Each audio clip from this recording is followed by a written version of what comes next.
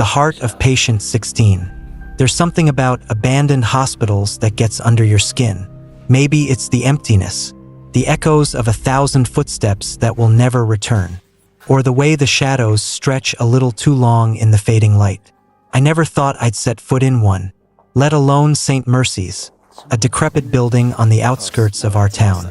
His broken windows staring out like empty eyes. But last summer, I did, and I'll never forget what I found in the basement. Started as a dare. Isn't that how these things always begin? My best friend, Kyle, had heard the stories about St. Mercy's, about the locked box in the basement and the legend of patient 16. "Come on, Mia," he said, grinning as we stood outside the rusted gates. "You're not scared, are you?" "I'm not scared," I lied. "It's just stupid." "It's not stupid," Kyle insisted. "People say if you open the box, you can still see the heart beating. And then your own heart stops." I finished, rolling my eyes. "It's just a story to keep kids out of the building." "Then prove it," Kyle said, his grin widening. "Let's find the box."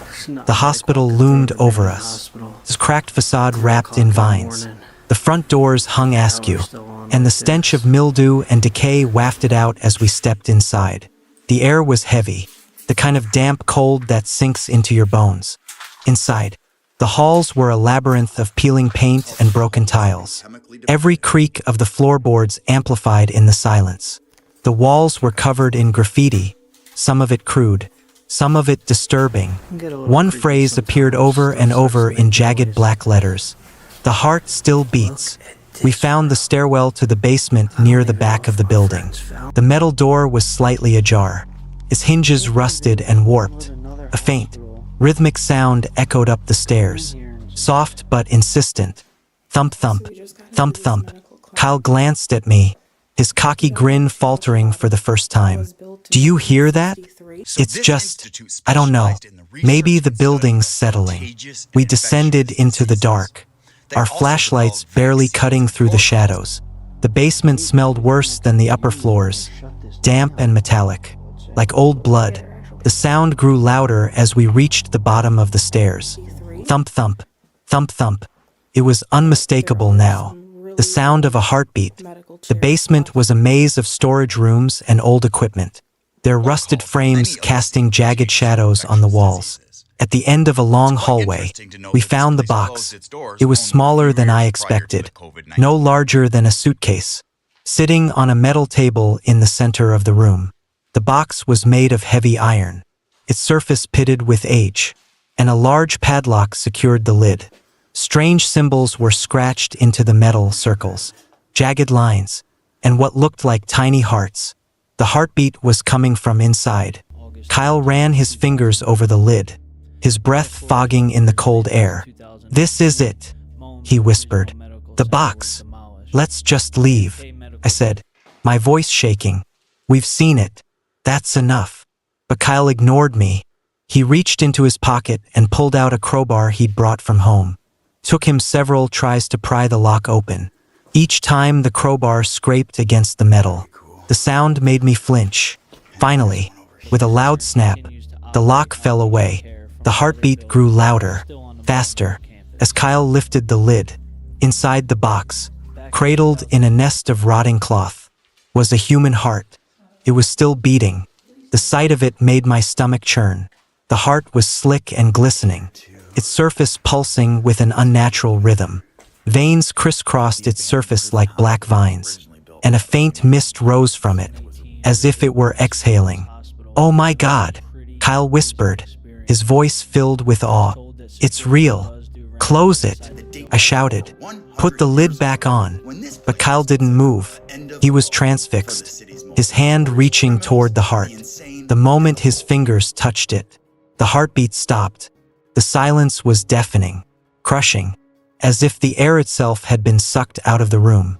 Kyle staggered back, clutching his chest. His eyes widened in panic, and he gasped for air. I can't," he choked, his voice barely a whisper. Then he collapsed. I don't remember how I got out of the basement. One moment I was screaming Kyle's name, shaking him, trying to wake him up. The next, I was running through the darkened halls, the sound of my own heartbeat pounding in my ears. When I reached the parking lot, collapsed, my hands trembling, my breath coming in ragged gasps. Carl didn't follow me out. He never would. The police found his body the next day. They said it was a heart attack, but I knew better. I tried to tell them about the box, about what I'd seen, but they didn't believe me. By the time they searched the basement, the box was gone, but the sound wasn't. The officers who went down there reported hearing a faint heartbeat echoing through the halls, growing louder the closer they got to the storage room. It's been a year since that night. I moved away, trying to put as much distance as I could between myself and St. Mercy's. But the sound followed me. Every night, as I lie in bed, I hear it. Thump, thump, thump, thump. Faint at first, but growing louder, closer. Sometimes, I feel it in my chest, like a second heartbeat, one that doesn't belong to me. And sometimes, in the quiet moments, I hear a whisper. The heart still beats. Story number 2. The heartbeats below. Hospitals are supposed to be places of healing, sanctuaries where life is preserved, but not St. Vincent's. St. Vincent's was a place of whispers, shadows, and secrets. A crumbling relic of the past with a basement that no one dared to enter after dark. I was a night shift orderly at St. Vincent's, and I thought I'd heard it all, ghost stories from the nurses, tales of patients who wandered into locked wings and never came back. But none of it seemed real. Not until the night I was sent to the basement. My name is Evan, and I'm lucky to still have my heart. The rumors about the basement started years before I worked there. Back during World War II, St. Vincent's was a military hospital. According to the stories, a surgeon named Dr. Matthias conducted experiments on injured soldiers, trying to create a method to keep their hearts beating even after their bodies gave out. They said he used living patients, cutting out their hearts while they were still conscious, wiring them to machines that pumped life into them long after death should have claimed them. When the war ended, Dr. Matthias disappeared, and the basement was sealed off, but the whispers persisted. Maintenance workers claimed to hear faint heartbeats echoing through the halls, even when the generators were silent. Others reported seeing shadows moving in the dark, figures hunched and twisted, clutching at their chests. And then there was the legend that anyone who went into the basement at night would feel their own heart pounding harder and harder, until it burst, or worse, until it was taken. I never believed the stories. Sure, the basement was creepy, with its flickering lights and endless maze of pipes, but I figured it was just old and poorly maintained. When the head nurse, Marla, asked me to check on a malfunctioning generator one night, I didn't think twice. "You're the only one left, Evan," she said, handing me a flashlight. "It'll take 5 minutes. Just make sure it's running." "I thought maintenance handled that," I said, trying to keep the unease out of my voice. "They're gone for the night, and you're not scared of a little dark, are you?" Her smile didn't reach her eyes. The elevator to the basement was ancient, this metal gate screeching as I slid it closed. The descent was slow, every groan of the cables amplifying my unease. When the doors finally creaked open, the smell hit me, a damp, metallic tang that clung to the back of my throat. The basement was colder than I expected, the air heavy and oppressive. My flashlight beam cut through the darkness, illuminating the cracked concrete walls and exposed pipes. The generator room was down the hall, past rows of storage rooms filled with broken gurneys and rusted medical equipment. As I walked, I heard it. It was faint at first, barely audible over the hum of the fluorescent lights. A rhythmic, steady thump-thump, thump-thump. It sounded like a heartbeat. I froze, straining to listen, but the sound faded as quickly as it had come. "Just the pipes," I muttered to myself. "Old pipes make noise." But as I reached the generator room, the sound returned, louder this time. It wasn't coming from the walls or the floor. It was coming from above. I looked up, and my stomach turned. Hanging from the ceiling, swaying gently in the cold air, was a heart, a human heart, fresh and glistening, its arteries dangling like torn ribbons, pulsed faintly, its movements perfectly synchronized with the sound. I staggered back, my flashlight trembling in my hand. The heart wasn't connected to anything, no wires, no tubes, yet it beat with the same rhythm as my own. Thump, thump, thump, thump. I could feel it, like an invisible hand gripping my chest, squeezing in time with the grotesque organ above me. I should have run. I should have screamed, but something kept me rooted in place. Some unseen force holding me there as the heartbeats grew louder. My own chest felt tight, the pounding of my heart so intense it drowned out my thoughts. And then I heard the whisper, "Help us." The voice was faint, barely more than a breath, but it came from everywhere at once. I spun around, my flashlight beam darting across the room. Shadows moved at the edges of the light, shapes that weren't mine.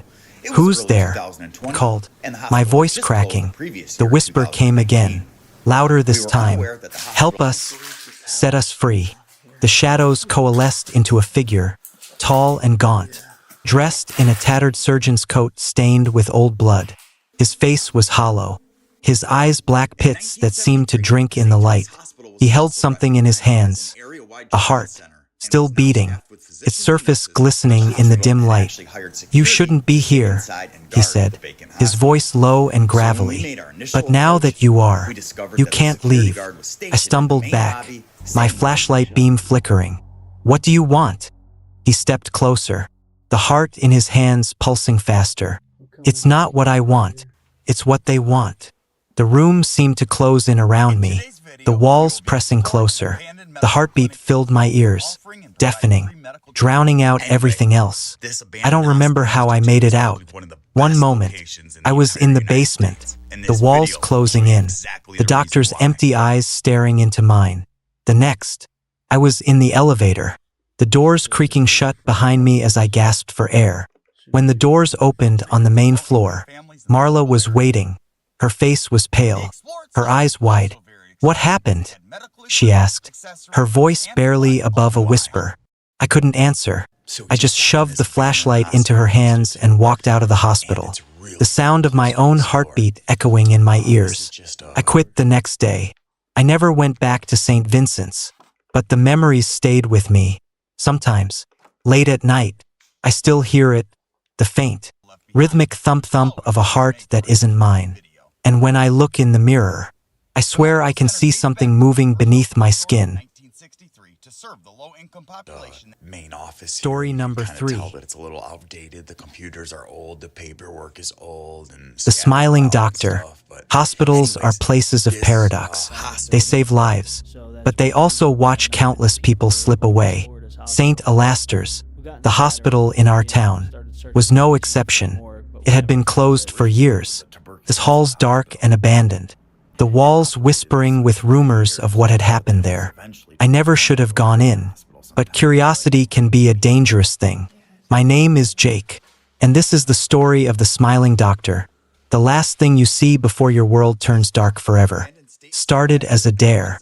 My friends and I had grown bored of the usual thrills, parties, horror movies, drunken escapades, and someone suggested we check out St. Alastair's. "I heard it's haunted," Cal said, smirking as we sat around a fire in his backyard. "People say they've seen the doctor, you know, the one who never stops smiling, the one who makes dolls," added Clara, shivering. "I read about it online. He used to experiment on patients, turning them into things." "Bullshit," I said, though the story sent a chill down my spine. "No, it's true," Clara insisted. "Dr. Grayson, they say he'd sew people's mouths shut, cut out their vocal cords so they couldn't scream. He injected their bodies with some kind of preservative, so they wouldn't rot." Kyle leaned forward, his grin widening in the firelight. "And they say he's still there, that if you see him, he'll ask you a question." Clara's voice dropped to a whisper. "He'll ask if you want to be his masterpiece. If you say yes, you're gone," Kyle finished, snapping his fingers. "Forever. 2 nights later, we were standing outside St. Alastair's, flashlights in hand. The hospital loomed before us, its broken windows like jagged teeth. Its once pristine facade now blackened with grime.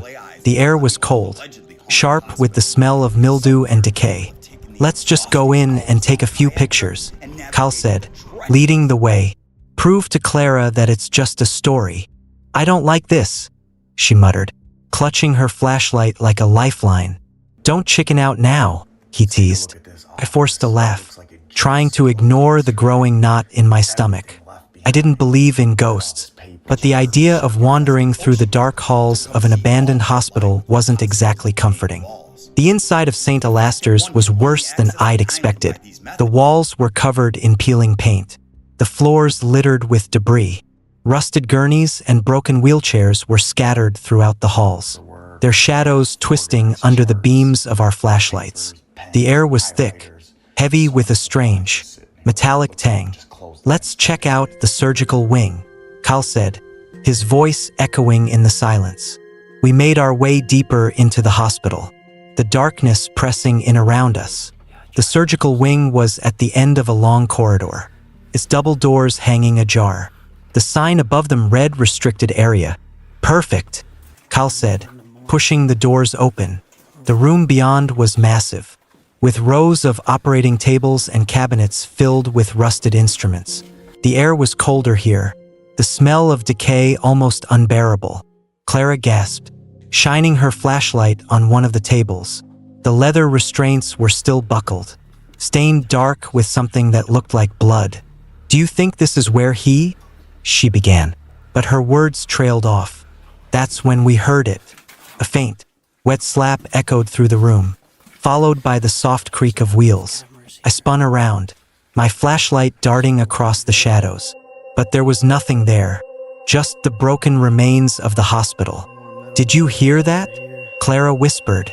"It's just the wind," Cal said, though his voice lacked its usual bravado. Then we heard it again, closer this time. Slap, slap, Zurich. I turned my flashlight toward the far end of the room, and my heart stopped. A figure stood there, half hidden in the shadows. He was tall and thin, dressed in a tattered white lab coat that hung loosely over his skeletal frame. His face was pale, almost waxy, with skin stretched so tightly over his skull that it looked like it might tear. His eyes were dark hollows, empty and endless.